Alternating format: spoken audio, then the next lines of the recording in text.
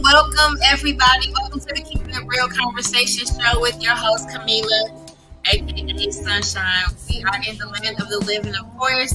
I want you guys to tell somebody that we are live right now. We are live on the Facebook page. We are live on the YouTube channel. Please like, share, and subscribe. We are live on Twitch and Twitter. We are live everywhere in the world. Please let somebody know. Please share the link. Again, as I say, I have some of the dopest people on this side of heaven on this show every week. And this is no different than the others. I believe in 6 degrees of separation. You're literally one person away, one advice away, one help away from where you need to be in your destiny. Proven over and over again since I started this show. Tonight, get ready. All I can tell you. Sit down. Don't be driving. Don't have coffee in your hand. None of those things, because you just might get into an accident. This one right here laughs and makes you laugh with such ease as if it's her next breath. Like literally. So tonight we have Crystal P here. I'm so excited. I was reading something. I'm like, oh my God. I didn't know. Crystal P possesses the ingredients to create a special recipe for entertaining others. She bakes up something sweet every time she hits the stage, or as in this case, podcasting, while feeding the funny bones of many with her in-your-face recipe for comedy made of quick wits, boldness, truth, and a story to tell. And I can't wait. Crystal P has opened for Diana Ross, Steve Harvey, Stephanie Mills, The Whispers, who are my favorites, the OJs, Marvin Sapp, C. Winans, and many, many more. She has appeared on Showtime at the Apollo, Last Comic Standing, America's Got Talent, several stage productions, movies, and the list goes on and on. When the audience hungers for laughter and entertainment, Crystal P is there to satisfy their appetites. Just make sure your health insurance is paid up, as Crystal P will not be responsible for the stitches you will be in. Tonight, I want you to welcome none other than Crystal P. Thank you. Oh my goodness. Thank you so much. Thank you for inviting me and having me on this evening. Oh my God. I was so excited not only to, let's go back to, I let people know what is the connection with the guest. Some people I know, some people were recommended to me. I so happened to be in the room at the Vocal Anonymous first session. And at this session, we wasn't sure what this was going to be about. I thought it was really about singing, ways to make your vocals come out even better because of the teachers that we were under, the infamous Pam English and Shirley Smith. If you don't know who they are, shame on you. Especially if you're in Detroit. Nowadays, they're all up in the mountains playing with bears and all of those great things these days. But however, and this one says, well, I don't sing. Which made me wonder, okay, why is she here? We come to find out what is hindering you possibly has nothing to do with music when you're on stage. And this particular class, we laughed, we kumbaya'd, We cried. A lot of information came out to the point of I'm ready for my next session, which will be coming up the end of this month. Mm-hmm. But in this moment, Crystal had me, my stomach was hurting of some of the comments that was coming out of her mouth.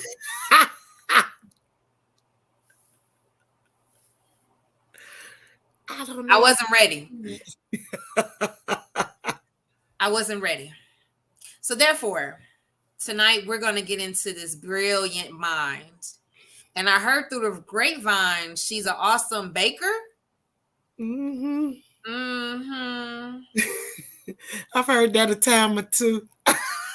Yes. So I heard, like, yeah. So let's jump into it. Crystal P, born for the stage. When did you know that you were special? When I was a child, when I was little, grew up like, well, not like some people now, but I was poor growing up. You was? Yeah. Well, I grew up in Rollo Township, which is the poorest city in the state of Michigan, even to this day. And but I didn't realize how poor we were, really, honestly. I didn't know we were poor, but I always was a little bit different than my siblings. Mm-hmm. I was the child, back in the day, I grew up in a time where kids were to be seen and not heard. Mm-hmm. And I was one of those kids, I wanted to be seen and heard. Mm-hmm. And I was always in the mix of stuff, my mind always learning things, picking up on things. And I would watch TV incessantly.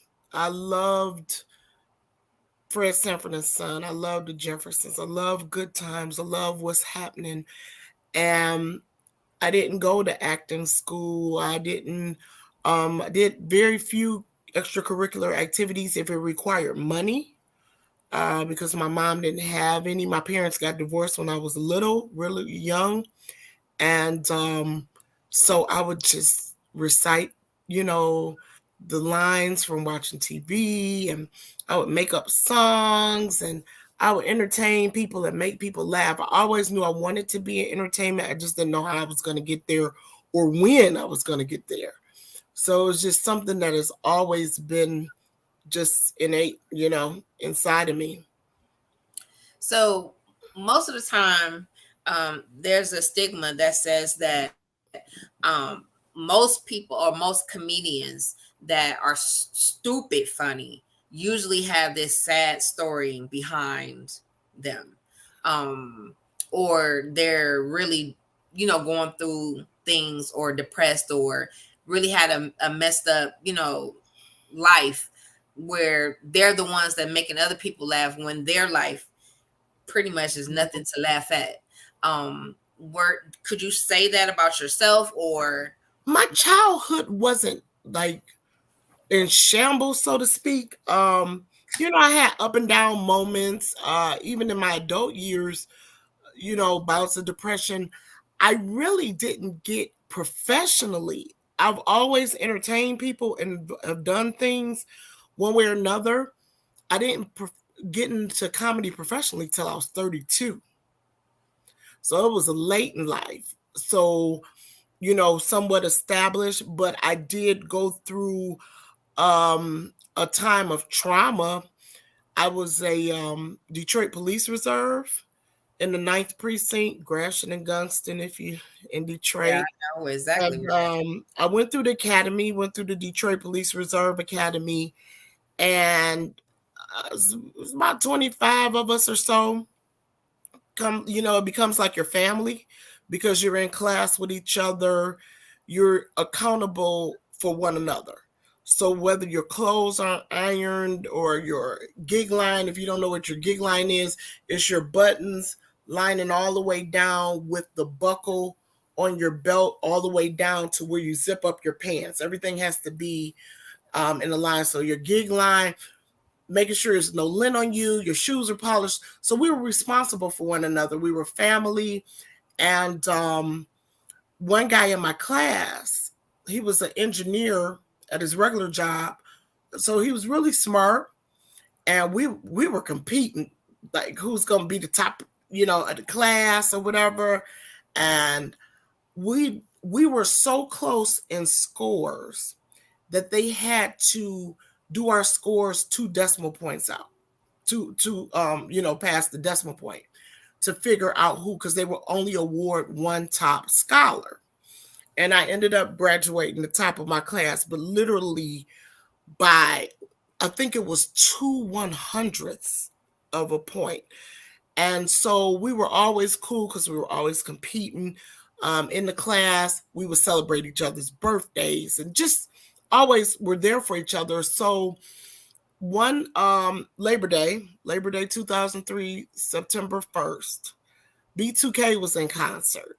So we're talking 20 years ago. B2K was in concert down at Joe Louis Arena, which is no longer there. Yeah. And I was supposed to work as a reserve on the for the concert because we kind of back up the police. And the other guy in my class, he was supposed to work, but something happened. He didn't end up working.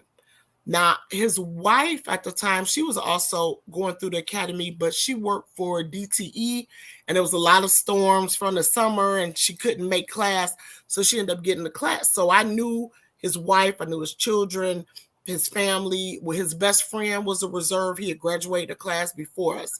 So that particular day, September, a few days before, was his birthday. And the class, we had signed a card for him. I made a cake because I'm a baker. And I had taken him his cake, but I forgot the card. So the day of the concert, I said, well, I knew I would see him because he was supposed to be my partner. I give him his card. He didn't end up working. So I'm coming down on the lodge. I'm lodge with it. And lived on Glendale. I called him up. I said, hey, I'm coming down the lodge. I'm going to drop off your card. He said, bet. I pull up in front of the house. There's a bunch of cars outside, which is typical when I go over there because everybody, it was like the hangout spot. His children be there, brothers, cousins, everybody. And when I got there, even though it was a bunch of cars, there wasn't any people. I'm like, hey, what's going on? Oh, so-and-so went to the store. This one went, this one is out of town because it's Labor Day weekend. I said, wow, I've never been over here when there was nobody here. Mm-hmm. And I just kept saying that. I was like, man, it's unusually quiet. Just kept saying it. And so we walked through, come through the front door. He was like, oh, let me show you. Because he was always building stuff. He said, I finished my pond. And he's like, let me show it to you. Walk through the front door, through the living room, through the dining room. As we're passing the dining room, the cake, what was left of the cake that I made was sitting on the table. Go through out the the backyard door, patio door. He has this pond that he built, real fish in there, water, lights, the whole nine. I was like, wow, this is sharp. So on and so forth. So we go back in the house. I was like, dang, it's unusually quiet. He's like, yeah, it doesn't happen often, but it happens. So as we go back to the living room, his TV is on. He's watching Action Jackson. If you're old school, that's a movie came out 30, 40 years ago. Mm-hmm. And I was like, man, I haven't seen this movie in eons. I sit down on the couch and I'm facing the window and the TV is big screen TV over here. So I'm kind of watching TV and he's in a chair over to the side facing the TV. And then his door is right kind of where the chair was. You had a little vestibule area in the door. Sitting there watching the movie. Somebody knocks on the door and he was like, hey, is Mike home? So his name is Mike and his son's name is Mike.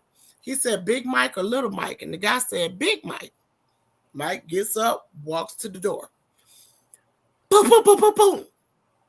And I'm like, and I'm seeing Carl Weathers. If you don't know Action Jackson, Carl Weathers, he's running, they shooting, but my ears are ringing. And as soon as I do this, I look towards the door and his body just fell back on the floor. And I'm still in full uniform, gun, whole nine, full uniform. But I'm like in shock. And that's why I tell people when they say, things happen. Oh, if that was me, I would have did this. Right. Look, I went through training. I've shot on the range hours, and for that moment, it just like stopped me in my tracks. But then at the same time, I'm like, well, wait a minute. I'm not trying to get shot too. And I get up and I'm just walking back, trying to call 911, tell them, it's been a shooting, blah, blah, blah. And I go through and I had never been like through the house. But I go back through the dining room and to the kitchen and I saw some steps. So I go down in the basement because I was like, if they at least storm the door or they start shooting through the window because the blinds were closed, at least I'm somewhere where I can at least, get myself together. But while I'm in the basement, I'm still on the phone with the dispatcher. The blood was dripping through the floor on top of me. I felt like if you've ever seen the movie Carrie, yes, and that bucket turns over, it wasn't that heavy, but it just put you in that mindset. And that was like one of three tragic moments in my life. And I stayed holed up a real long time because I wasn't doing comedy yet. And I finally said, I want to do what I want to do before I leave this earth. Because I grew up where you would go to school, graduate from high school, go to college, graduate from college, get a job. There was no room for dreams and, pipe dreams and entertainment and that kind of thing. And so I woke up one morning, it was like, I'm going to do what I want to do. And that was a year later. That was a year after that happened.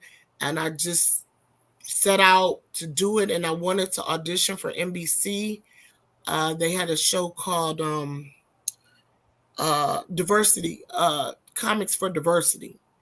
NBC Diversity for Comics or something back in 2004. And I wanted to go to LA. I didn't have any money. I was, a young, even though I was 32, I was married with 2 young kids, so it wasn't a lot of money in the house, kind of.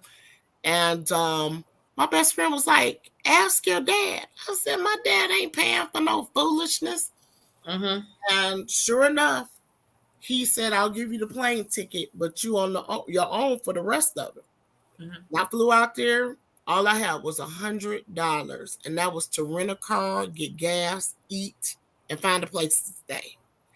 And my husband at the time, his cousins lived out there. They extended their home to me and cooked. And I, got my little rental car and used what was left for gas just to audition. And being at the audition, I was at the Laugh Factory in LA on Sunset Boulevard. And it was something about being on that stage that just felt right. It just felt good. I can't explain the feeling, but it was just, and I didn't know if I was going to make it on there or not, but I just knew it felt right. And I didn't make it on there, but when I got back, I just started doing open mics and doing this and just tried to make a way for myself. But that's what happened. I was witnessed that, and it just propelled me to do something in life. So many people, have life, but they don't live. And so I wonder, that part right there, that needs to be a t-shirt. They have life, but they're not living it.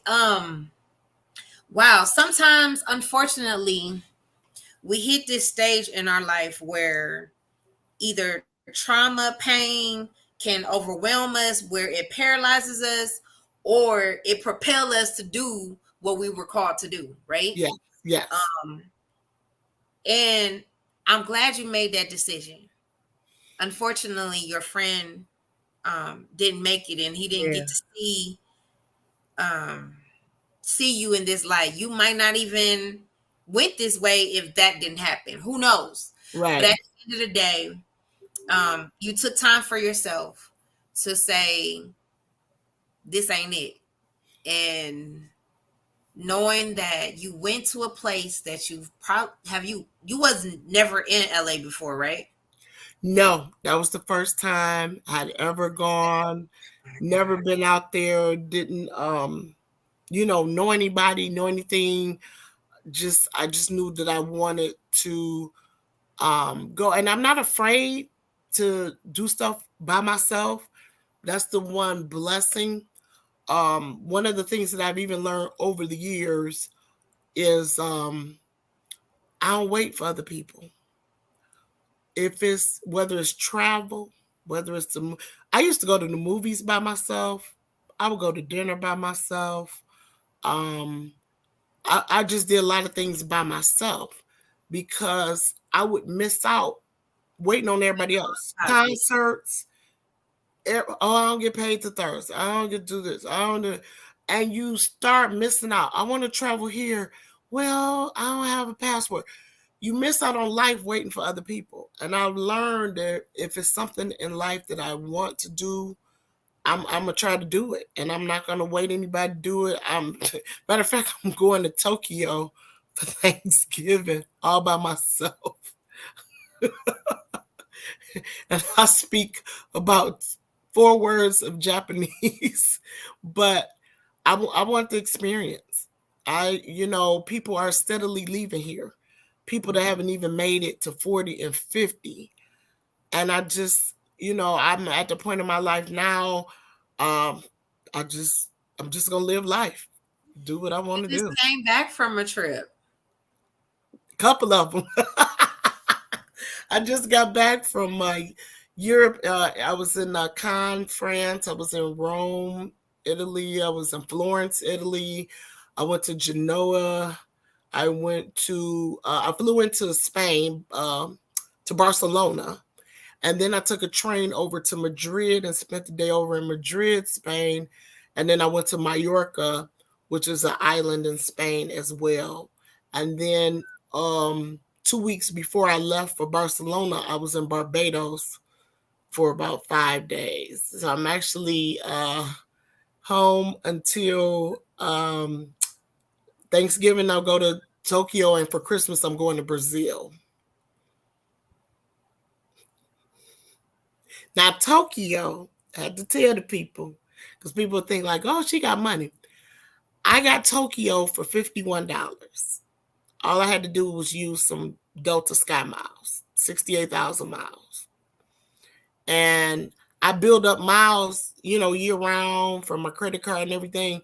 So that's it. That's how I got to go to Tokyo. 68,000 miles and $51.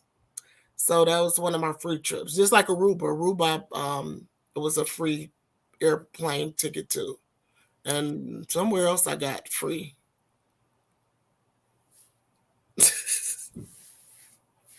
That's what you call balling on a budget for real. This is helping somebody. If it ain't helping nobody, it's helping me. Because one of the things that people who know me know, I want to go to Italy. Mm-hmm. And I'm not gonna say that. There's those moments where I feel like it's gonna be me. Mm-hmm. And last year I spoke a trip in, my first cruise. That next year I was on a cruise. You have to do it for yourself. I have to go to the Olympics. I have to. That's my goal. Listen, let me tell you something. Next year, 2024, it will be in Italy. Yeah. 28, it's gonna be in LA. Listen here, don't play with me. And that's probably the one I'll end up going to, is the one in 28. I also want to do the World Championship, and I do want to go see the relays in Eugene, Oregon. They're in July, And sometimes my comedy schedule, my travel is up and down. But those Super Bowl is on my list. Boxing match in Vegas is on my list. I can't do boxing. But Tokyo was one of my bucket trips. It was on my top 3. That, Australia, and Bali. Wait. Is Marbury in Tokyo, or where he at? Stefan Marbury. I'm not sure. We gotta look it up. Is he in, or is he in Japan? He's in one of them. Stefan Marbury. Yes, Stefan Marbury. We have to find out. Let's see. Because my sister ran into Sally Richardson when we were in. Oh, she's so beautiful. And she was just as kind. Oh. She was. You was messing me up. I'm listening. You have guys. If you have to excuse my facial expressions. He in China. He in China. He not in Japan. Dang it. Well, I know somebody. Yeah, but with Italy, I'm glad you're telling this story. I really am. Do Italy, the culture, the history, seeing things that you read about in your textbooks, social studies, seeing the Leaning Tower of Pisa, and oh man, I was so blown away by just the Colosseum. Amazing. Italy is right up there with Dubai. It's probably Dubai is like my favorite. Wait, time out. Wait. Rewind that. Are you trying to tell me you've been to Dubai too? Listen, throughout the pandemic, when everybody said, you can't do, I was traveling. That's how I ended up with all these miles and platinum status. I traveled all of 2021. I took 10 trips in 2021 from local to international. I went to Dubai. I went to the UK, and the trip to the UK was $1,100 round trip with hotel and everything. Girl. I went to Argentina. I went to Uruguay. Went to Vegas, went to LA, went to Boston, went to Seattle. No, not Seattle. Went to Kansas City that year. I went to Seattle this year. Went to Kansas City. I took 10 trips. I went to see Anita Baker in concert. That was the first time I'd ever gone out of town to a concert. Saw her in Vegas. 2021, like people were talking about the pandemic. The pandemic for me, everybody's like 2020. I thought that was supposed to be the year of vision. It was. If you couldn't see what your purpose in life was in 2020, you missed the vision. I made more money in 2020 than I'd ever made in my life. Wow. All throughout the pandemic. I started birthing things and skills that I didn't even know I had or wanted to do, which is how I'm working on my cookbook right now. But I taught baking classes online throughout the pandemic. Wow. And then I began to do online parties. Like you had Painting with a Twist. I was doing Baking with a Whisk. And people would contact me to host online birthday parties. So you might grab 10 of your friends and I teach you all how to bake a red velvet cake. And you're celebrating online on Zoom with all your friends from across the world. Really, I had kids. I had organizations I was doing parties for. I ended up with children in Canada, in Germany, in Africa, across the United States in different time zones. So that helped me build my brand as well. I stayed busy. I did online comedy shows, did online baking. I was steadily working throughout the pandemic, steadily working. And even creating big shows with all the other comics. I did a quarantine, Detroit 3-on-3 quarantine comedians, where it was almost like a comedy-thon, like a telethon, and you had back-to-back comedians. Every 15 minutes, a new comedian. And we would just do it based on Cash App. Listen, you was helping me, okay? You was truly helping me on all levels. Because I too started this podcast during the pandemic. And it was more so, it started off Facebook conversation. It was checking in with my people. And then people would chime in and be like, you know this person? Like, yeah. Or it doesn't necessarily mean they were related to me or whatever. And then it was like, they had a great conversation to tell somebody else. And then I was doing it like every day. Like, wait a minute, I can't do that and work at the post office. We're gonna have to cut this down some. That's a lot of talking. And then it went from meeting Book, and he's like, well, what is your thoughts? What are you doing with your podcast? I mean, your Facebook. I'm like, I don't know. You ever thought about podcasting? No. You ever thought about being on radio? No. Well, then that's the next step. People always ask me to do a podcast. Always. But I have so many irons in the fire. I just cannot. As I get older and I'm married for the second time, my husband wants you to spend some time with him. So I can't do everything. And then I try to have balance. He does things in entertainment as well. So when I know he's booked for something, then I'll, try to have stuff at the same time. So then I won't be missed. Because a lot of people don't know I actually have a real job. People are like, you do comedy full time, you bake full time, where you work? I say, yeah, I have a job. I have a government job at that for over 18 years. Wow. And I just have enough time where I can get off. I can do both and intertwine them. And so I make it work for me. But I still try to I'm intentional about time after work. I try not to do comedy cake business after 6 p.m. 7 is stretching it.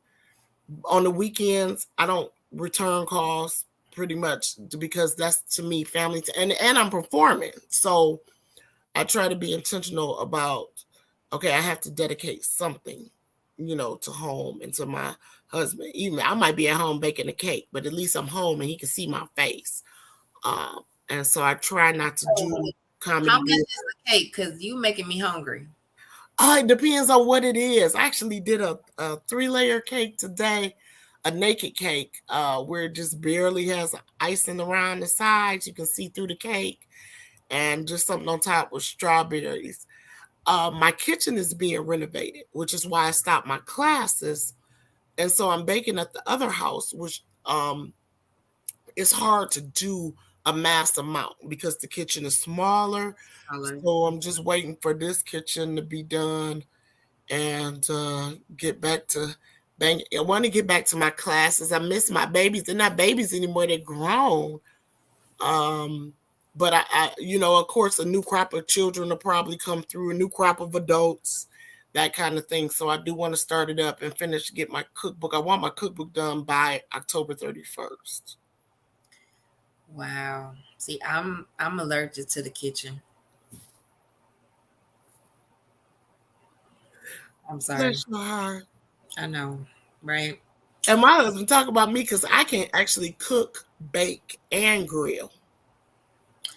Go on with your bad self, because yeah. When those lessons were being put out, I was like, yeah, I'm going outside, be with the boys. That's where I am. Well, I'm a tomboy too, though. I have a tomboy spirit.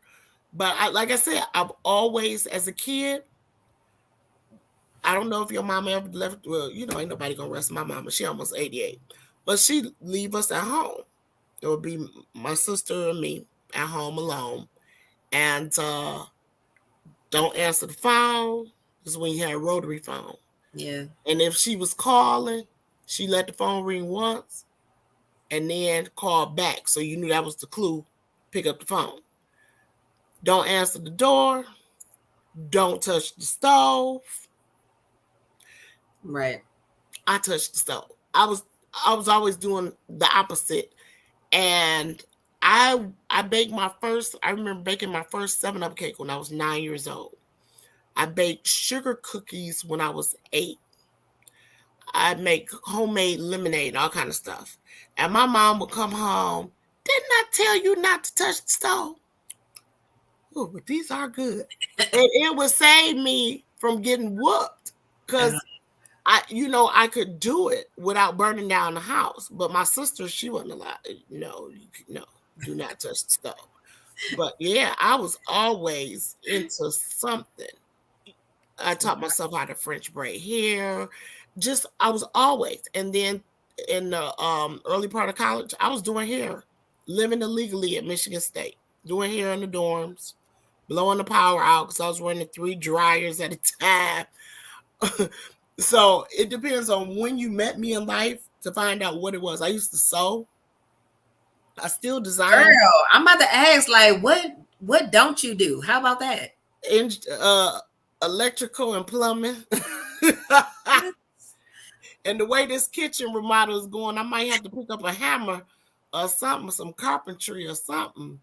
But I'm always open to learn something new. Yeah. That's why my show that I did, More Than Eyes Can See, is the title More Than Eyes Can See, because you don't know what you're gonna get. No, honey, I'm listen. They probably didn't know they was gonna get this. I just said tune in because it's gonna blow your mind. I love it for the fact that you are a person that the gifts are being used. So if Jesus was the term tomorrow, he gonna be like, yeah, Crystal wasted the gifts. Go ahead to hell, because you ain't do nothing I asked you to do. Right. You ain't use no talents, none of it. I have tried to use all of them, and sometimes all at the same time. When I do my this last More Than Eyes Can See show, this is my 3rd one. I opened doing comedy, which a lot of people know me as the comedian. Now, I've done the shows in the past, so I'll come out and do sing music. Everybody knows my favorites are Stephanie Mills, Jill Scott, Phyllis Hyman, Angela Winbush, my favorite singers. And do the singing. Now, I grew up playing the flute. When I was in elementary school, the girl down the street actually taught me how to play. So before I even started playing in 4th grade, I already knew what to do. I came in 4th grade, like, okay, how did you know how to play? Because the little girl, because she was playing it and I wanted to learn. And so that was kind of my primary instrument, but I didn't stick with it. But I'll pick it up, play it, what have you. So I do the comedy, sing, bring the flute out, then put the flute down, head over to the keyboard. Was you playing the drums? Played the drum. Wait a minute. Then I said, went over, tried a new instrument that I just purchased in January. My show was in March, and I taught myself how to play this for my show. Picked up the bass. It blew everybody, like, what are you doing? And my husband's cousin, he was, I can't repeat exactly, so let me do the PG version. Negro, you married to Prince. It was like, she out here playing instruments, singing, dancing, moving around. And I always do songs. I'll do a couple of popular songs, but I'll throw some B-side stuff in there or some stuff that you not like up on that make you, who? Oh my God, I gotta check that out. I did Ella Fitzgerald, Old MacDonald Had a Farm. So this is adding up for me. Okay, so TT was your stage manager? Yes, she's been my stage manager all 3 shows. DeLorean was in this show, correct? I brought him on this year. Okay, so we were all wanted to go to your show. I didn't know who you were. We were going to go to the show, but it was the same day we had practice for Perilous Times. So we couldn't miss because we were too close to. I was like, listen, several people on Perilous Times production had tickets for the show. Shirley, I did vocal training and piano lessons with Shirley. She missed the show. She was so sick. I don't want to put nobody out there, but there was a cast member who snuck out of rehearsal and was at my show. They were not missing the show. And so there were a lot of people in Perilous Times. I just had secured TT DeLorean before they started rehearsing. I had already had them secured. And I brought DeLorean on. I met DeLorean through my niece, who's a radio personality on 105.9. She has her clothing line. So I met him through her and her mom, which is my younger sister. And I've always just enjoyed him. And then I found out, when I first met him, I didn't know he sang. And they were like, that's the one that sings. That's the one I loved him. I had him sing at my wedding during the pandemic. I got married on April Fool's Day in 2021. And he sang at my wedding. And so I'm always thinking of have my mind, my wheels are always spinning on what am I going to do different for my show. Mm-hmm. And I had the song in my head that I wanted to open my show up with. Like I even planned the intro, because you know how the intro is never the actual song. You got to start with something to get the folks' attention. Mm-hmm. I brought in a gospel song that people didn't even know was gospel. But I had played the intro from Israel and New Breed. I can't even think of the song right now. And it was drums and trumpets and horns and dun dun dun dun dun dun dun dun dun dun dun, like getting it, just building it up, and brought it down and had them mix it into Lucien's Watching You. And my musical director thought I was crazy. He was like, how are we going to make? I said, you the musical director, you're going to do it. I said, in my head, it's supposed to go like this. But you'll figure it out. And they did. And it was such a banging opener. And DeLorean just came out. I said, I want you to just be the hype person on this song. I was thinking about selling the download to the show so people can watch it online and check it out. It was a 2-hour and 50-minute show. We heard, I saw pictures. I was very upset. Well, at the time, of course, I was getting to know DeLorean because he was a major part of the show. Because I was there. I had tickets. I came. I was sitting there. I knew a lot of people in there. So you probably saw me. I probably had blue hair then. I had so many friends in there. Oh God, Addie, Yolanda. I mean, so many people. Yeah. What is her name? She used to sing with Fabu. Janine. Janine. So Janine, I've been knowing her for years. I did a movie with her brother. I recognized so many people. I knew Danny, of course, Shirley, Pam, Joe, DeLorean. It was so many people on that stage that I knew or had worked with. And I'm always supporting other. And his nephew was in there, who I'm cool with, which is Alita. And so that's I don't want to say tea junkie because I'm the tea junkie. I don't know what she do with her teas, but my goodness, today you will definitely be addicted. However, this is another small world. I had no idea that you were the person that I was seeing, and we were all upset that we wasn't able to go because we wasn't supposed to miss rehearsal. Right. Because I even tried to get them to change the rehearsal time and move it up so people could still, but I get it. It's a part of the entertainment life, but I do support other shows, artists. I come out, I buy tickets to other shows. So, and I want to congratulate you on the My Dear role. They actually, sent me the contract for that role. And I didn't end up doing it. And so, but I bought a ticket to the show. I have a ticket already to the show. I bought my ticket last week.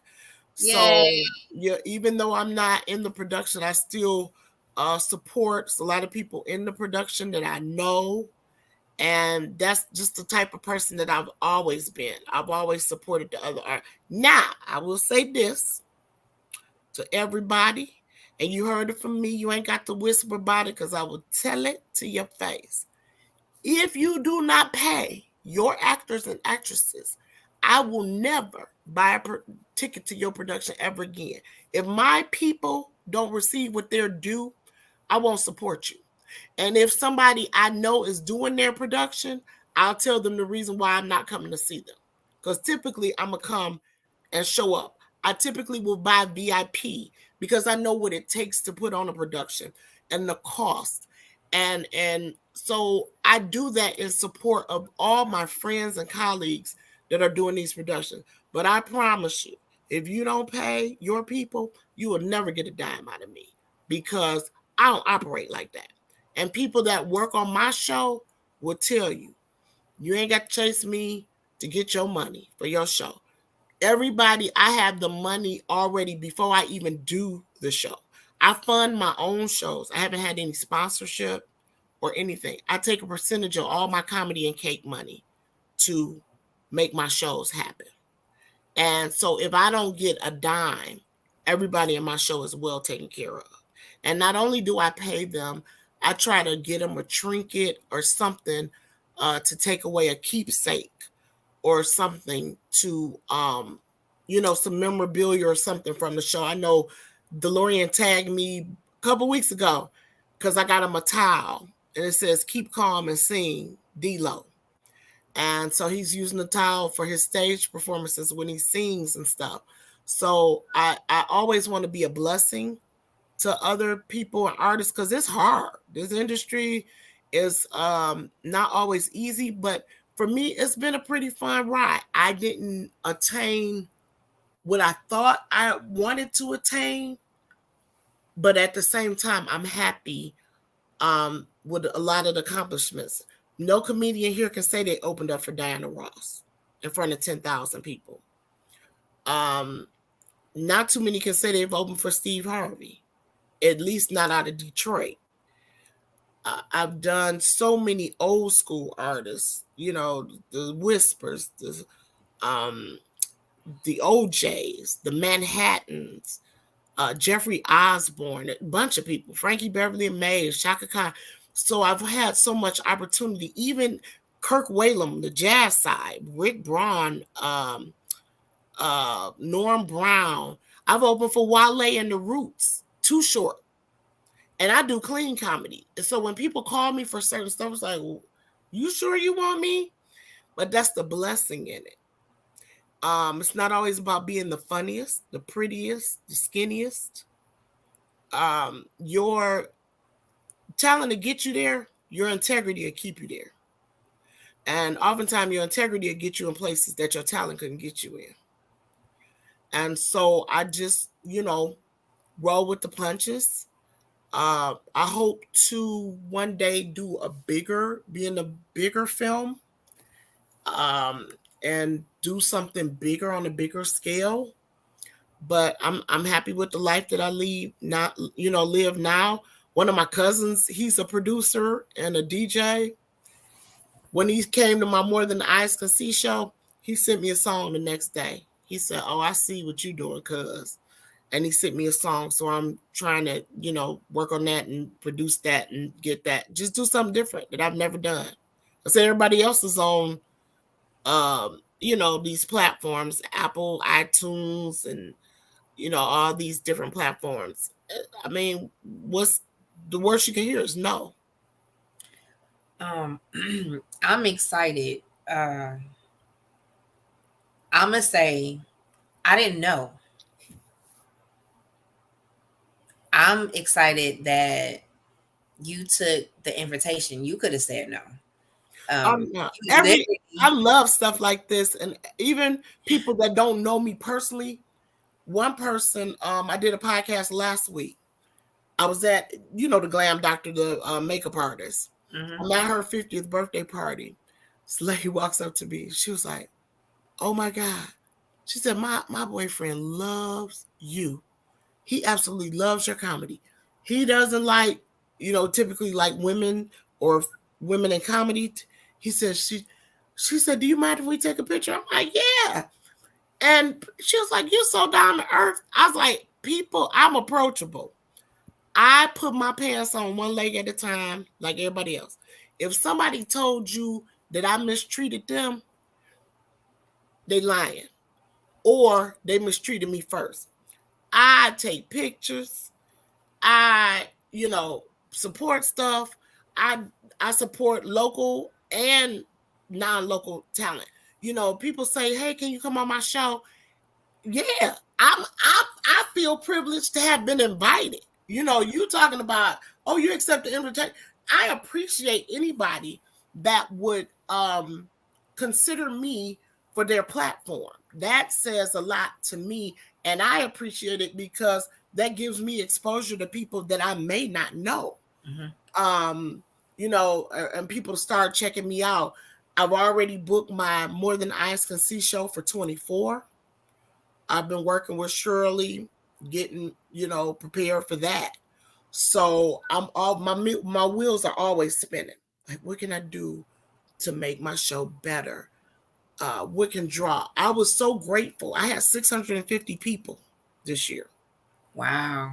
And that on a night where New Edition was in concert, Yes. Country Wayne had a comedy show.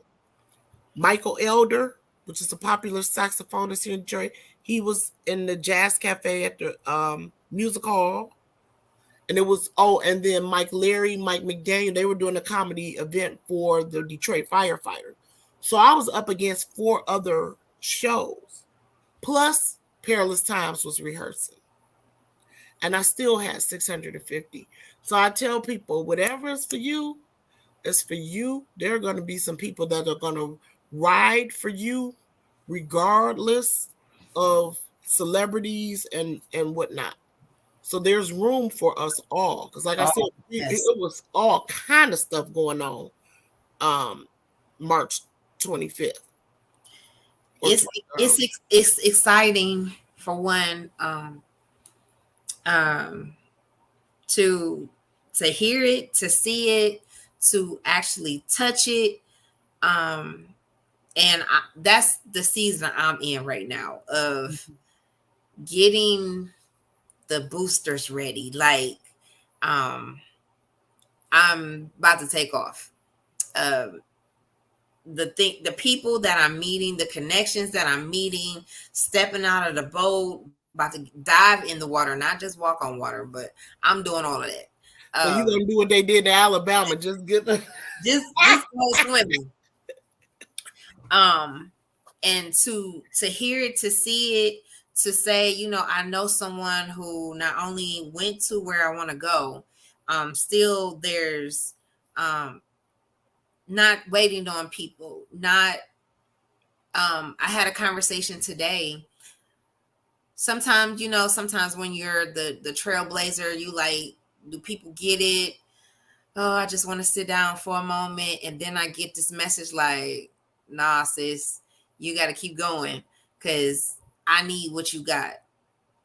And what you have to offer, nobody else can be Camila. Oh, and you said my name right, girl. What they say? Honey, I get everything but Camila, okay? Oh, okay. Kamala, Camille. Oh, wow. No, you can't be on nobody's show and not say their name correctly. I had to come to the realization there's only one of me. And I can't be anybody but me. The way that I interpret things, the way that I sing. You know, there is people who don't like certain popular celebrities and singers, but there's a bunch of people that still like them. There's a crowd and a base of people for everybody. And look at Daydon, you a mess.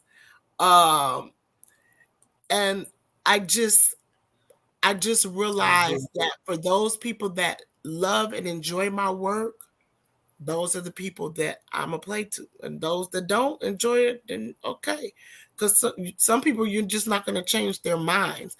That's why when people, you know, if somebody says, well, I don't care for Beyonce and everybody all in the, you know, buzz and going crazy, what, over an opinion? I mean, everybody is not gonna like everybody. Right. You know, you're not gonna get people to. Somebody told me they didn't like Jill Scott, and I was like, right, hold up. Then I had to realize maybe it's that's not your type of music or your style of singing. I get it, and so I've learned not to just like this. You know, hey, it's your opinion, and that's what makes us different. We're not going to like the same things. We're not going to eat the same things. We're not going to operate the same way. And I know that what I do and how my voice is deeper. I deliver stuff a little bit differently, sing stuff a little bit differently, arrange stuff a little bit differently. And I just give people a different vibe. But I one thing I can say, nobody is doing a show like my show. Not locally, you know, or even, you know, broad. Nobody is doing it. You don't get too many comedians that are singing and playing instruments. That's what I love about Queen Latifah. She can model. She can, you know, be a spokesperson. She can rap. She can sing. A lot of people. She had one of the baddest jazz albums. Yes. Her jazz album was phenomenal. That's the one where she did her actual name, right? Yeah. Okay. And she acts. So there's so many facets to her. That's the good thing. That's, you know, I get that a lot of, well, you need to choose. I'm like, no, I'm not, because God gave it to me. I'm going to do it all. I'm not going to choose because you feel like, hey, you know, focus on this. I'm like, no, I'm a multi person. I can do this. While you only stuck on one thing. Right. That's not my lane. Don't limit yourself. So, no. Don't limit yourself. One thing that I have been hearing, you are the entertainer to the entertainer. It doesn't matter who it is. It could be the president. It could be the person in a nursing home. We can call you and they will be beyond satisfied, to the point of another thing that we need to do more in our community is tell somebody about this person. I had this great experience that I want to share. One thing, when I started this show, God told me that I was going to be the help that I once needed. And so this becomes my addiction of learning about new people, learning their story. When we have these conversations, I understand that we have more alike than we are different, but you'll never know that until you talk. And then she's inspiring me to be a better version of myself, not to allow anything or anybody or any fear that I have in my own head to stop me from getting to where I've already seen myself. I tell people, no knock against Oprah, no knock against anybody else, but I wanted to be the Black Ellen DeGeneres. Why do you say her? Well, there's the story of she didn't let anyone define what she wanted to do and what did she want to display. And how she wanted to do it. And how she wanted to do it. She did it well, very well. Mm-hmm. And she touched every part of entertainment, from Mm-hmm. comedy, from voiceovers, from commercials, you name it, she did it. And that's what I'm trying to do. I did a commercial for Medicaid. I got a little notoriety from that, and like I said, the comedy, the music. Even at my show, I even did some of the desserts for the VIPs.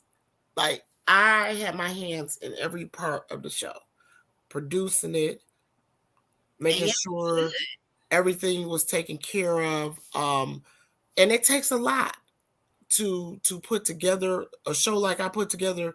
I had 13 people on the stage.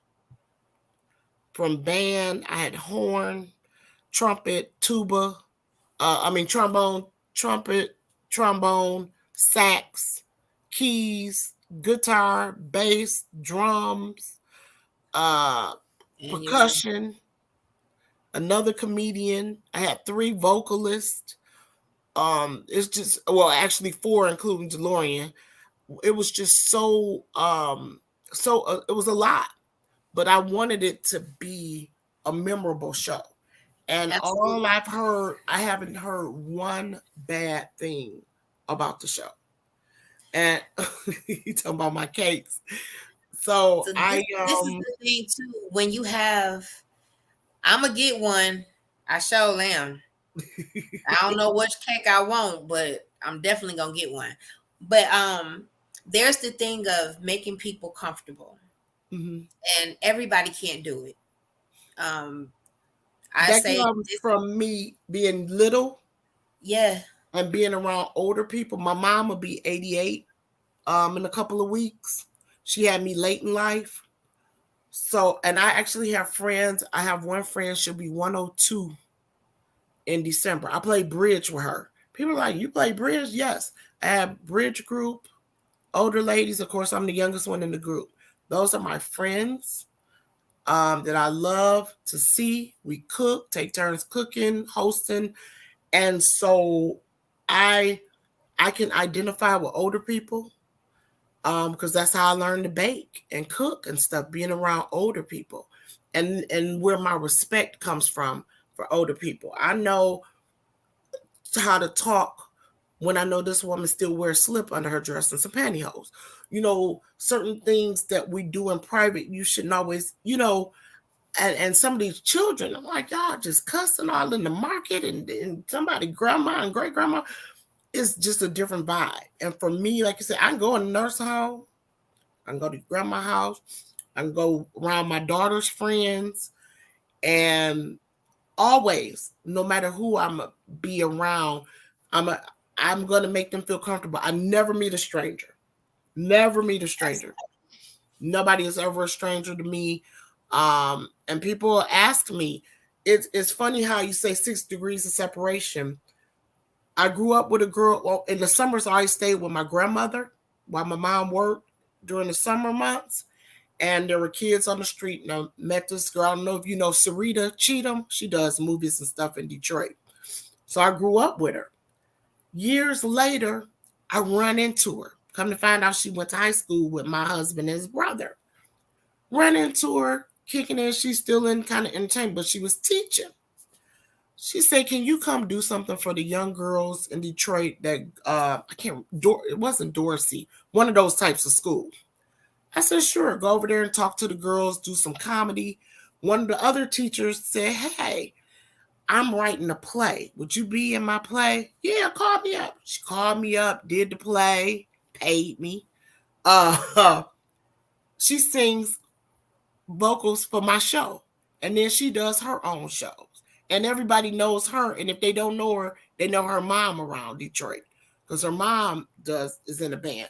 So it's like, you're always going to run into these people again. That's why it's so important to treat people right and do them right, because you never know what project. I just updated my website this year. My new website, just unleashed it this year. It hadn't been updated since 2015. Why? Because 99% of my work is word of mouth. I get phone. That's what was taking me so long to get on. I was trying to get this lady off the another show. I booked 2 shows just today. So when you treat people right, you'll get it. And being successful doesn't mean being rich. Right. It's a blessing in success. I do what I do well. I can come to your event. I can host it, do comedy, sing, play an instrument, seat your guests, welcome your guests, read whatever you need. A lot of people don't know that I have a minister's license. I perform weddings. Like, I'ma always take my gifts. I'll go and perform your wedding, bake your wedding cake, and perform at the reception and go back home. You know, so I make my gifts make room for me.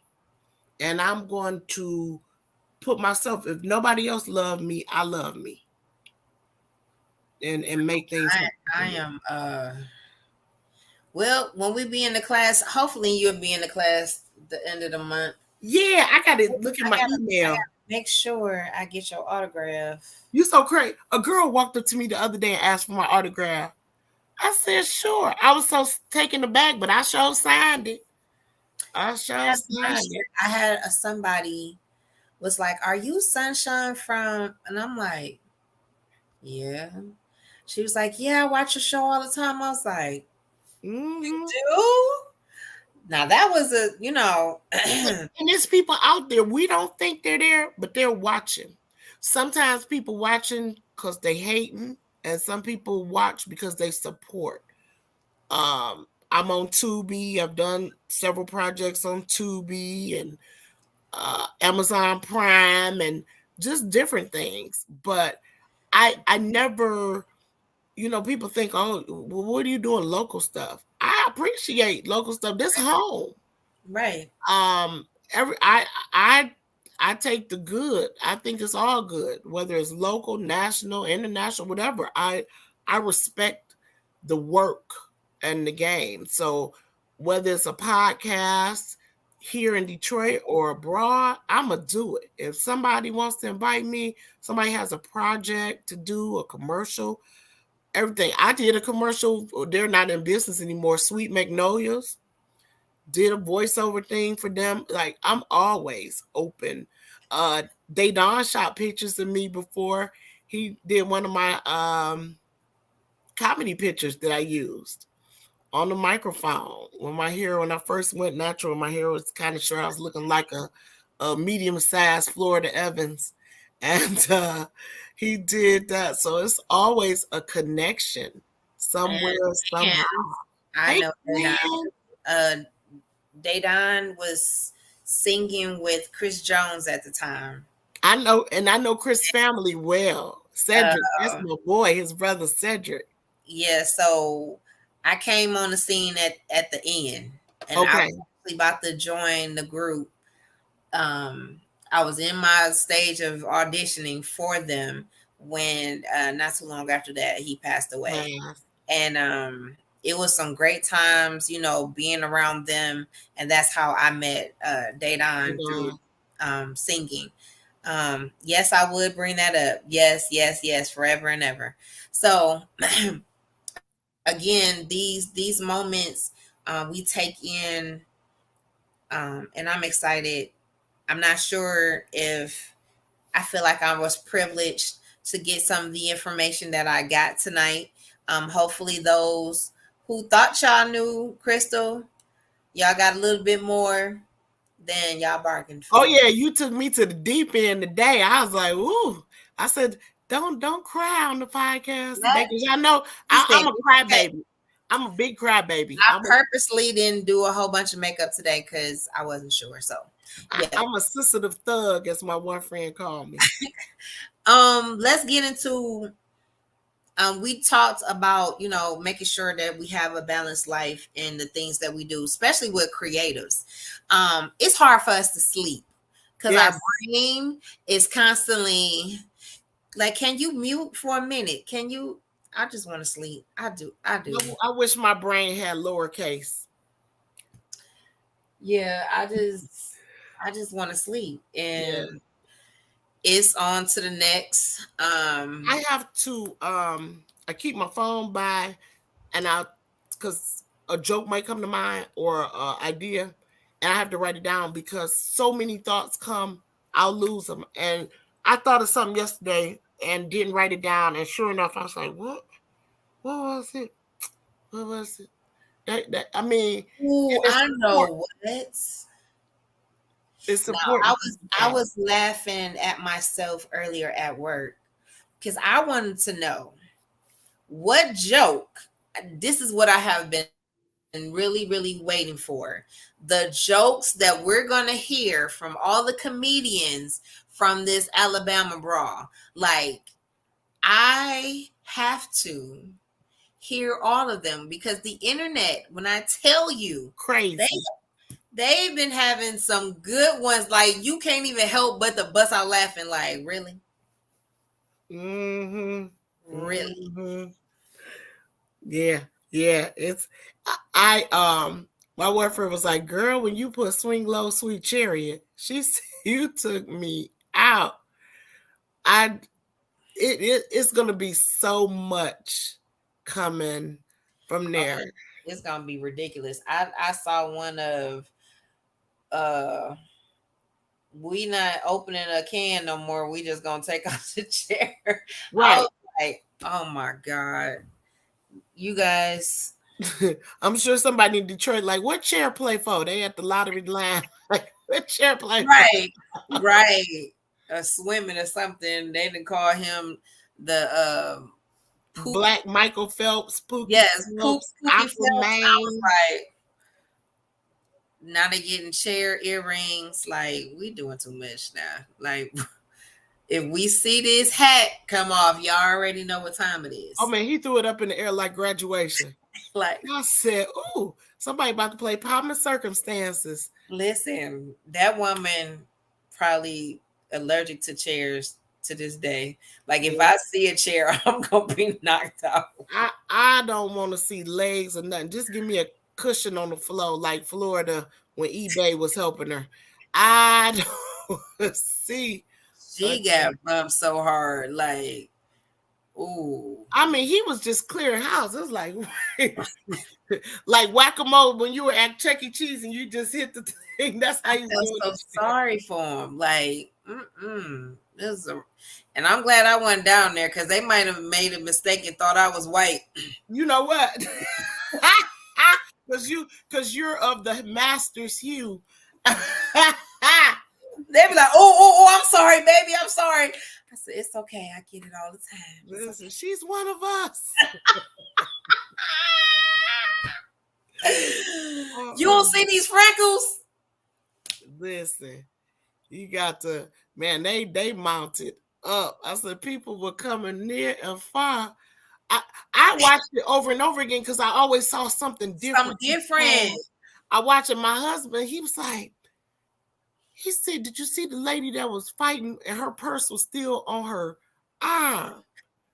And I said, I got to go back and watch that part. No, it was another one view that they did today where they were fighting. They're on the deck. They're fighting, and the white woman goes up there, and the dude literally knocked her butt out. Like, I think she had on a blue dress. They were. I Like, saw one get knocked out. I saw one get knocked in the water. Even the police. If y'all watch the police, when the police was handcuffing the man that was hitting people, and then that white lady walked up on it, he pushed and knocked her down. It was just so much going on. I was like, I'm like, why would you? What is you walking up there for? Like, what were you thinking? I was kind of like Jeffrey and Jeffrey Holder and Boomerang. I was like, ooh, I have creative control. I was watching it over again. Yes. This old Pinky and the Brain stuff, right? Like, ooh, we're taking over the world. Oh, like, man. Now, where was y'all at when we were supposed to be in Lansing, okay? Right. When they was climbing the walls. What? Where was y'all at in Lansing? Where was y'all at when they took over the White House or wherever they was at? I need a friend like that guy that swam, because I just learned how to swim. I took swimming lessons. in 2022. Yeah, last year. Girl, you should have told me. I would have helped you.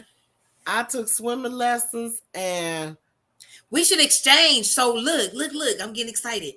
So I can be your swimming instructor and continue to teach you how to swim while you teaching me how to bake. you so crazy.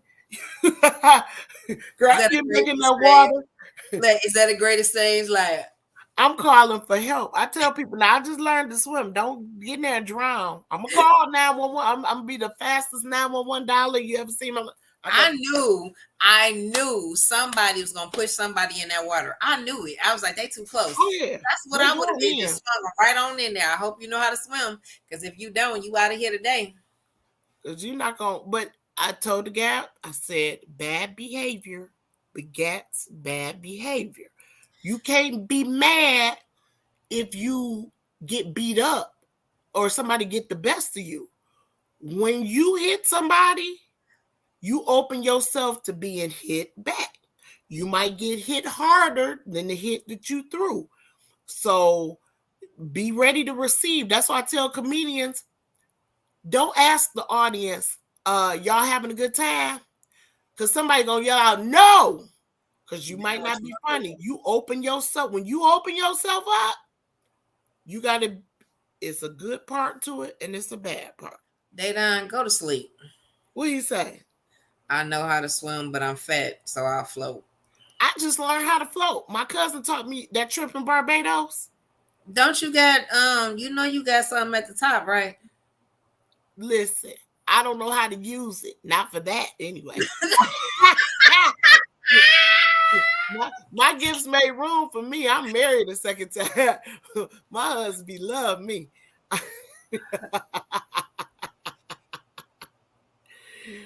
Hi, Shani. She said she late, but she watching. You can always go back and watch that's my auntie. That's my auntie. Hi, auntie. But my problem is I have a fear of water.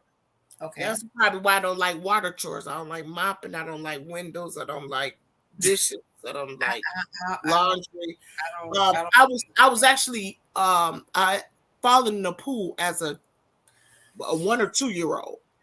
So I've always I didn't even like take showers. I always take a bath. I don't like the water falling in my face. So I had to like build up to be able to. So let me tell you something. You are the second guest back to back that had a water experience, like drowning, that type of thing. Like, what is going on? So my guest yesterday literally had an out of body experience where he saw himself drowning. All of his things had to be air vacs and all of that stuff. Wow. So yeah, I had to learn. Even when I took swim classes, he was like, you gotta relax. Yes. I'm always tense. And he told me, he said, wherever your body is pointing, that's where your feet, if your feet don't, your body is gonna follow.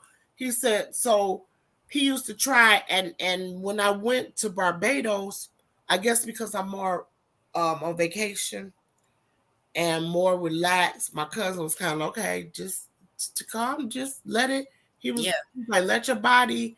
And I finally did it and literally went from one end. They taped me from one end of the pool to the other. I floated the entire length of the pool. All about this. And they talked to me. They were like, you're almost there. You're almost there.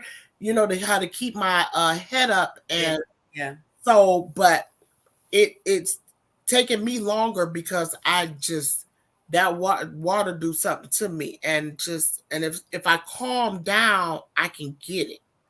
But I want to say 80% of it is being relaxed and calm, having your mind, first of all, not to panic when, water crazy, so I'm gonna panic. Water splashes in your face or go up your nose, not to, like we talked about it yesterday, throwing a baby just into the water and naturally see them recover because they're so used to being in water. The thing that we do is put the fear on them.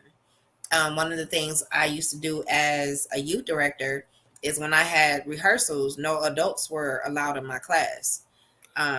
Because they would put fear. Yeah, my daughter, my son would never. And your child, the main one that want to. Girl, if you don't get out, and then when they perform, they're flabbergasted. Like, I thought, well, that's what you get for thinking. So no. I think from having an opportunity to jump off a 15-foot cliff into some raging water, that first moment of 1, 2, 3, and I didn't move, I was like, okay, I'm gonna get this. He said, sis, you have to. You paid your money for 1. 2, you gonna go down these cliffs or you gonna jump that way. So which one is it?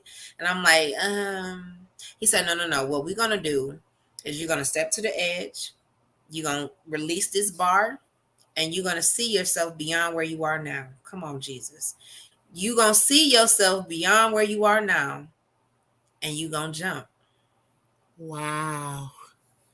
And he counted again, and I jumped. And because I didn't do it the way I wanted to do it, I'm feeling like I conquered it, I did it again.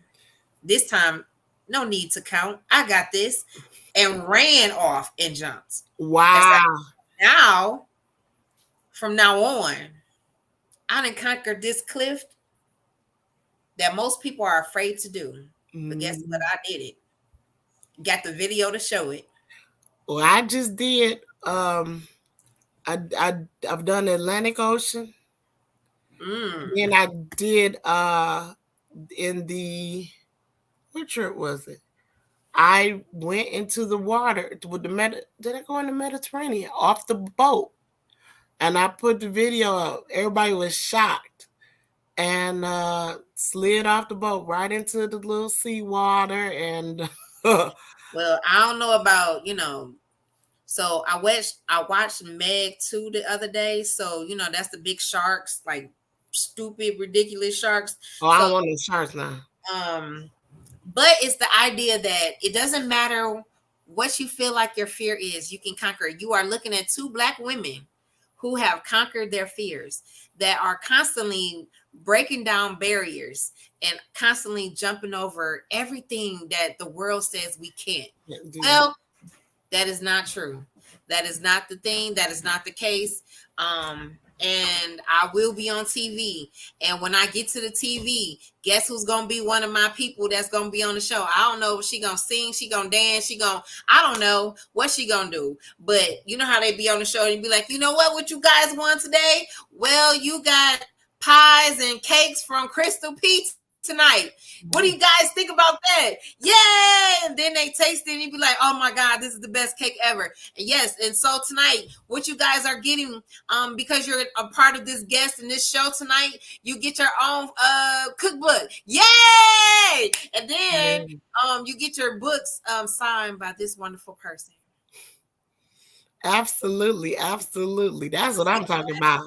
Did you feel it? I felt it when I said it. I was like, dang, I'm getting all hyped and hungry. My Break the Whisk book, yeah. And people are gonna love my cookbook. But I'm sad right now. Huh?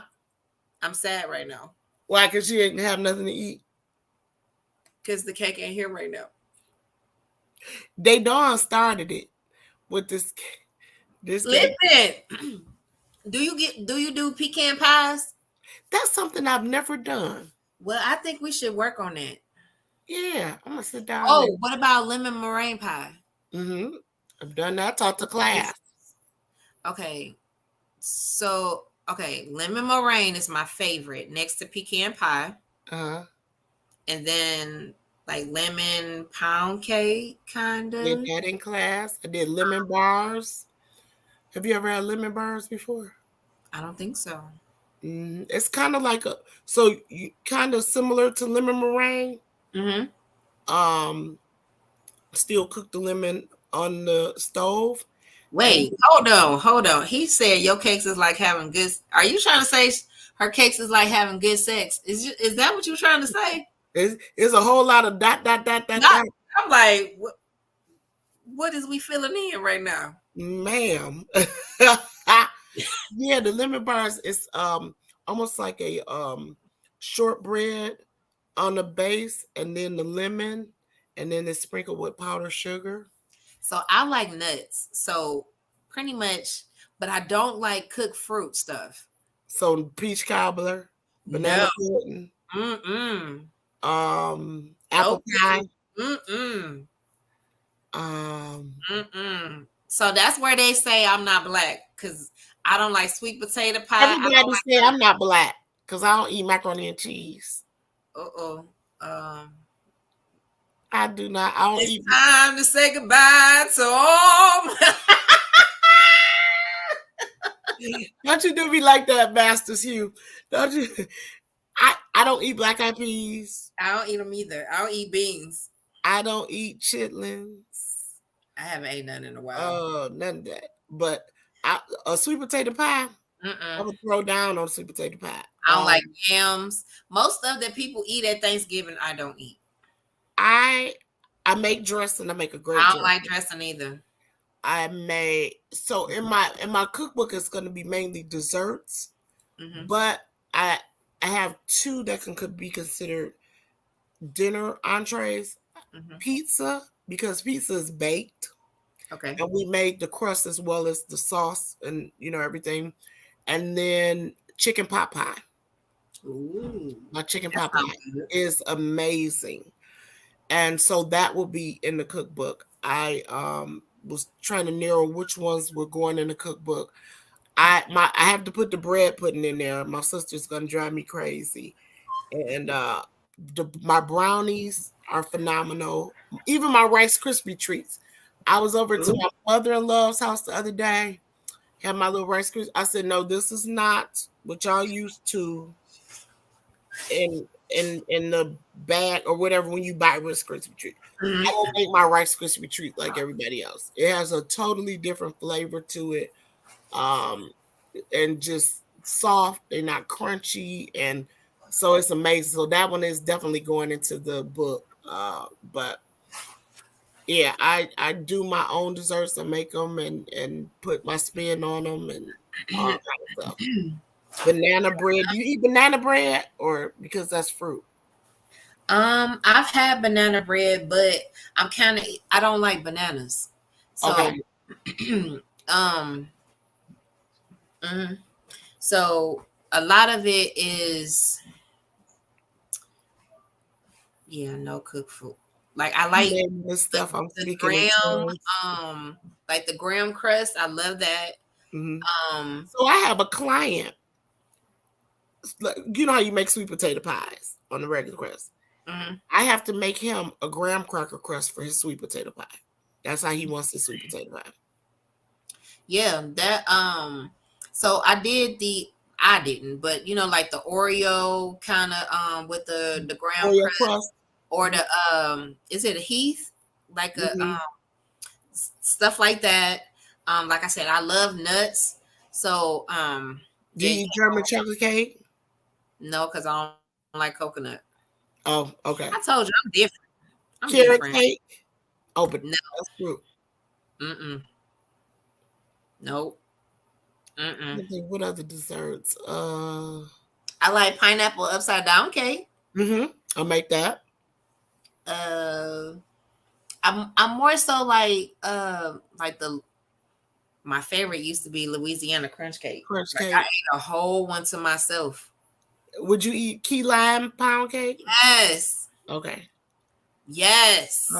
Key lime pie? Yes.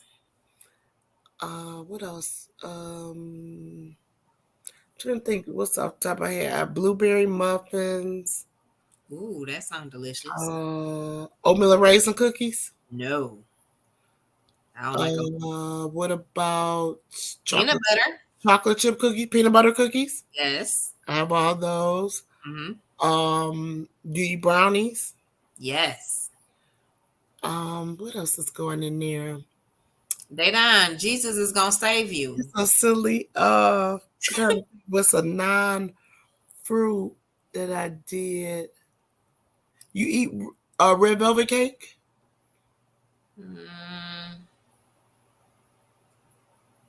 I have.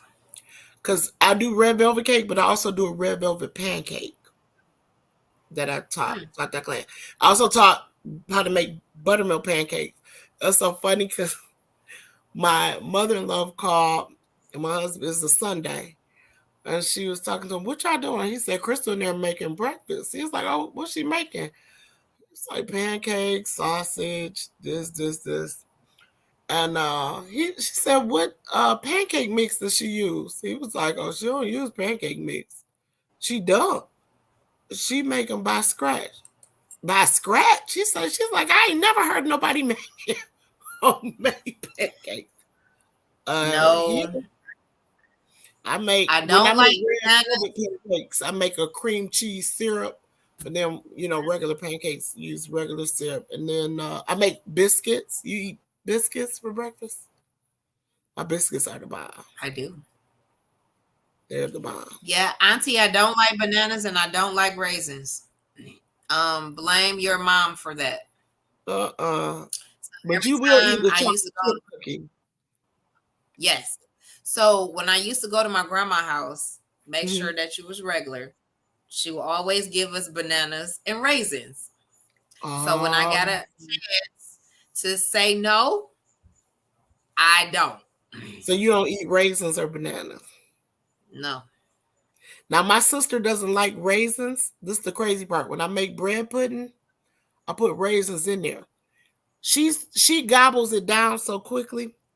She don't even realize the raisins are in there. And she said, what did you do to those raisins? She said, they just slid down your throat. Because normally, I say you got to soak them. You got to soak your raisins. Whenever you put them in anything that you're, baking or cooking in, you got to soak them. Well, I know we have been on here and we're just having a great old time. We're probably making everybody's hungry. I do have a few church announcements. Okay. That I have to say before I let this wonderful woman of God go tonight. I know y'all appreciate her for coming through. Yeah, I know bananas. No, just looking at them just upsets me. So last October, I was able to pin my first single book that I didn't write with other people. The Blueprint God's Design. It is on Amazon. You can actually put my name in or the code and it will come up. I basically, God told me, sit down and regroup. And even more, get into your access identity and going into the places that you need to go. You need to follow the blueprint. You won't miss. So yeah, get that. Let's see. If you want to continue to see this wonderful podcast that we're trying to get to television, you can donate at the Cash App at Sunshine Camila, Kamilah, not Kamala, not Kamila, not Camille, not I didn't have Caramel. I don't even know where they got that from. And I know I'm speaking English, and yeah. That's definitely some of my cousins doing that. They say what they want to say. I told this man today at work, call me Kamila one more time. I'm going to ignore you because I'm tired of correcting you. I even gave you a way out. Call me Sunshine, and you going to still call me whatever you want to call me. So I feel like you disrespected me. So therefore, we can't talk. Now they say your name wrong. They spell mine incorrectly. Listen, that auntie that's on here right now, and my mama, keep on. Them two don't play about my name, okay? Because they the ones that named me. So, oh wow, get it right, or I'm gonna get my family on you. No, you won't. I'm trying to. Y'all make sure y'all get that book and donate that money, and then make sure you come to my website too. Absolutely. Let me know how you like the website. Like I said, people sign up for the newsletter so you can know about the upcoming shows. I already booked my show for next year. So put it on your calendar. March 16th, 2024. March 16th, 2024. I get to the bottom. We will be at the Dearborn. What's the website? www.crystalpiscrazy.com. Crystal P is And it crazy. should be up under my name, probably. .com. It was. Mm-hmm. I don't know what I did with it. Yep, crystalpiscrazy.com. crystalpiscrazy.com. I did go to Detroit Public Schools. I was just making sure. Yep, there it is. That is. This show has been highly sponsored by Main Event, Blacktop Streetball Association, BTSBA.com. If you remember AND1, and I know you do, yes, know exactly who Main Event is. That is my big bro who shows me love all the time. They're getting ready to come back out as owners. So we're going to be looking for the next Street Ballers. So definitely go to the website. Get ready to see it in your city. So I'm excited about that. We getting ownership back. Hello, somebody. Yeah. Speaking of the Cottons, AC's Teas, 313-380-0321. The best ginger and turmeric tea on this side of heaven. I don't know what she put in there extra, but I'm telling you, you will be addicted. During the time of perilous times, during the winter months, I never got sick. I was definitely taking in ginger and turmeric drinks constantly. I didn't moved up to the big glasses about this big. Yikes. Have to, because it don't last, because I drink it that much. I promise you. You want to get in touch with her. She is on Facebook at AYECEE. Again, support our Black-owned businesses. Waffle Cafe Detroit, Larry Bug Phillips and Company. Monday through Saturday, 8 a.m. to 6 p.m. 18685 Livernois. They have me traveling to the west side just to get some waffles, okay? I met him through my niece, Bug. Yes, Bug that's my heart right there. I wouldn't be here if it wasn't for him. He 313 as well. Yes, 739-6308. The atmosphere is awesome. The menu is awesome. The prices is awesome.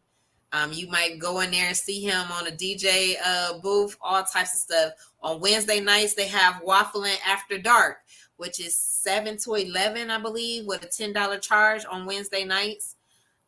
So go up there. You can network. You might see a show, all types of things. We doing it big in the city, so we have to support. Like I said, I believe in the village. Alpha and Omega Naturals. You see this wonderful hair that's thickening up and getting these natural curls. It's her products. My mom's hair completely, my auntie is on here. I cannot lie. My mom's hair completely had fell out.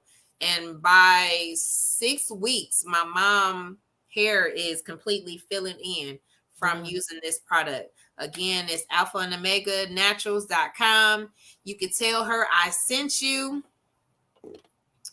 And if you see her hair, my God, today, I would have been chopped it off. But, you know, I'm not the dilly with all the hair. But, however, her hair is super long. Boog also have an event space, 23120 Coolidge Highway in Oak Park. Phone number 313-469-2943. If you're looking for a place to have your events or have your baby shower, whatever, get in touch with him. Again, let him know I sent you. This Friday. Can we say this Friday? This Friday.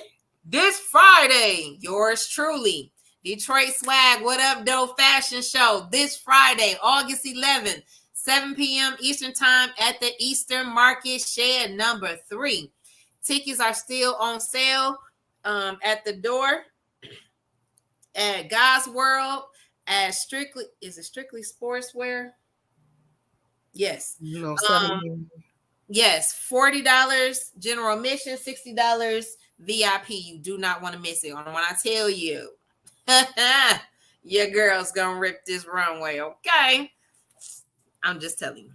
Also, we mentioned it earlier. I Am Medea in Sweeties Day weekend. He's fine, but is he saved? Stage play written by Kim Brooks.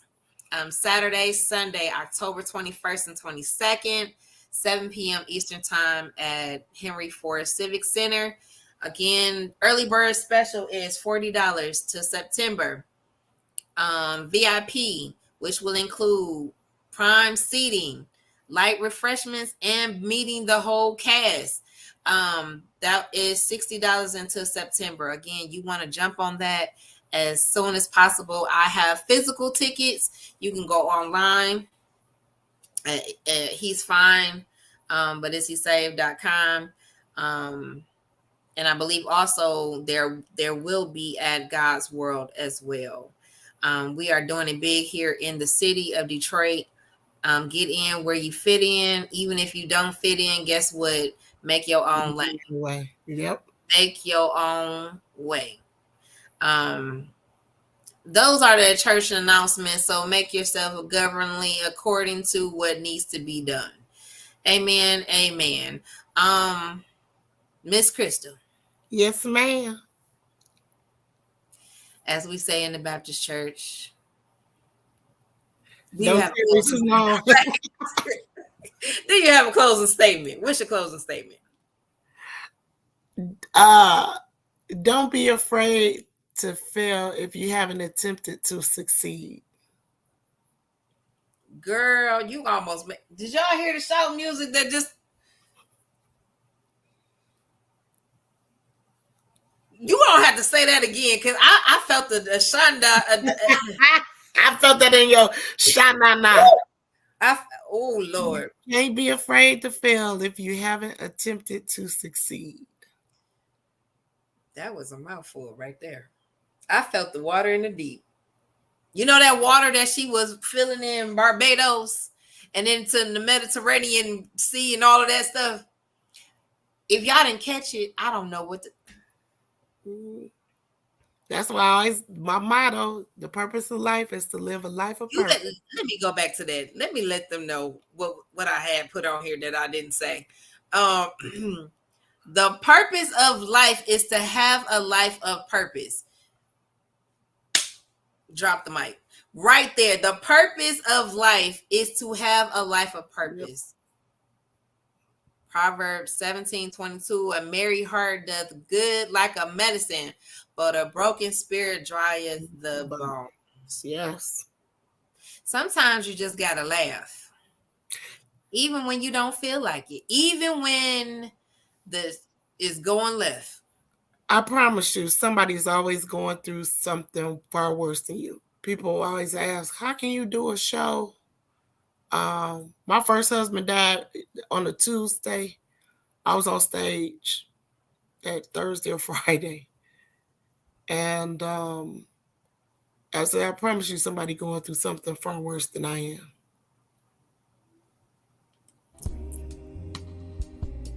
And that's the keeping it real conversation with us tonight. I'm excited. I'm hungry. Right. My husband's gonna be walking through the door. I'm excited that we about to take flights, literally. So tonight, again, I am taking a break on this Thursday, so I won't be here, but I will be back on schedule for next week, Tuesday and Thursday, 7 p.m. Eastern Time. Please like, share, and subscribe. Please tell somebody about this wonderful platform. I'm not just saying it because it's me, kind of. But yeah, we have great guests that have definitely a story to tell. I'm glad that Crystal was able to tell us her story and how she got into what she's doing. And for you guys to know what she does, please go to her website. Go and follow her. Whatever she's doing, she can't be her without us. Understand that. Understand it, please. They not get off of here talking about some more food. Chicken wings. Never mind. He talking about a whole dish over here. Mashed potatoes and gravy, yams. Ugh, you nasty. Anyway, it has been a pleasure. Again, I believe in 6 degrees of separation. You are one person away, one advice away, one help away from where you need to be in your destiny, proven over and over again. As stated, again, if you are in the city on Friday, come through and see us rip the runway. And also go to her website, leave some comments, let her know that she is a wonder and she's amazing. We love you, Black Queen. Thank you. I love you more. Thank you so much for having me. Anytime. And hopefully I get to see you at the end of the month on Vocal Anonymous. Okay. I'll see you shortly. All right. Love y'all. Thank you.